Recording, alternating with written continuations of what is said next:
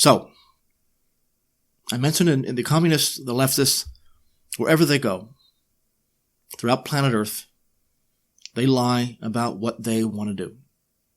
This is always the case. They're never honest. It comes down to the fact that oligarchy and monarchy are the only two choices politically that you could possibly have. I know in the Old Testament you had the era of judges, which was a very, very unstable compromise. That is not a permanent solution. It was done, for example, the great Gideon, but that was, that's very informal. A military or royal central leadership is based on the common good.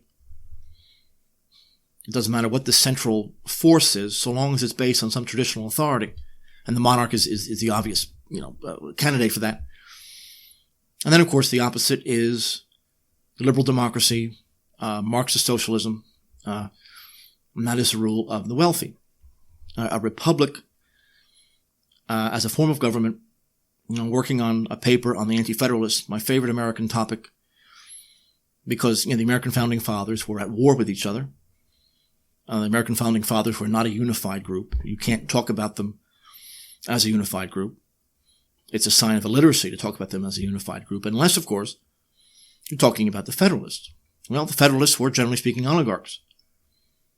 The Anti-Federalists and Shays' Rebellion and Freed's Rebellion and the Whiskey Rebellion that fed on their ideas and generated their ideas to maintain the Articles of Confederation were wars of the backcountry against urban oligarchy. These were class wars.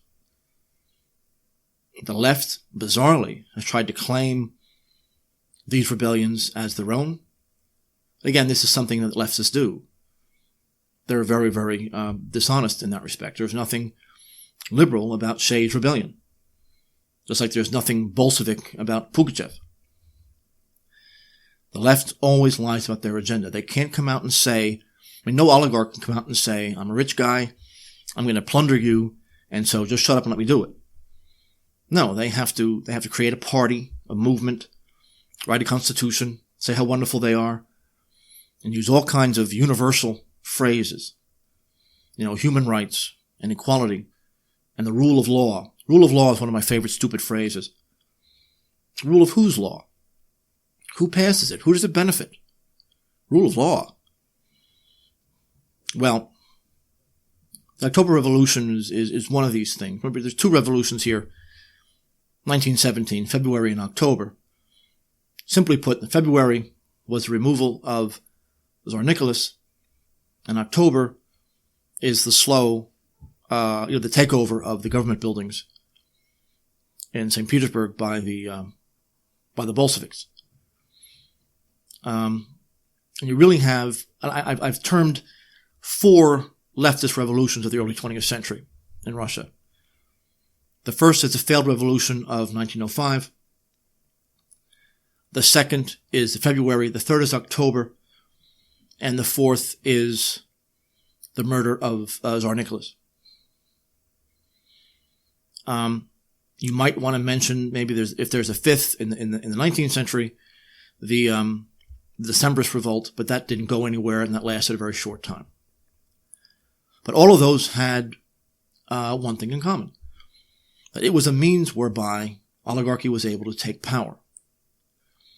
And of course, the hated enemy was that which forced them to serve the common good, and that was a monarchy.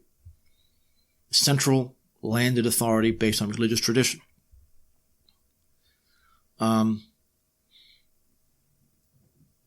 Now, the October Revolution had its slogan, all power to the Soviets. I mean, you read history books, the guys who get to teach in universities, I tell you, they take these guys seriously. All power to the Soviets. Well, the Soviet's kind of a strange word. It's not the commune. It's almost a neologism that the Bolsheviks had this as a community, not really, it's a collective that they're creating. It's completely artificial. All power to it. as if the Bolsheviks had any interest in elections or any kind of free choice in the matter. If you believe that you have the key to history, and you believe that you are the voice of reason in history itself, well then, elections are out of the question, or any kind of normal free thinking.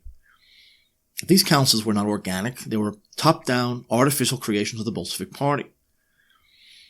But the splits in the far left at the very end of World War I, the left socialist revolutionaries continued to support the war. There still was a strong faction in the ruling class that wanted the war to continue. The disastrous, meaningless World War I, that, as you all know, had one purpose, and that was to save the British Empire from being challenged by the dual attack of Germany and Russia. But the Treaty of Brest-Litovsk was in 1918 was one of the reasons for the schism, where so much of the more advanced industrial centers of Russia were given over to others in exchange. They had to pay an indemnity. It's almost like a sort of a weaker version of Versailles that Lenin was willing to sign. There's a great book out, if you read Russian, Mikhail Nazarov, the leader of the Third Rome, published by Russian Idea, which is the Union of the Russian People, in 2005. And it's one of the best books on the religious understanding of the October Revolution, everything that came around it. And the left, the far left, of course, is romanticized beyond all reason by journalists and academics, and even conservatives who are anti-Russian, who don't understand monarchy, who see it as this feudal idea, not really knowing what feudalism is. The left is seen as obviously correct. And you had a tradition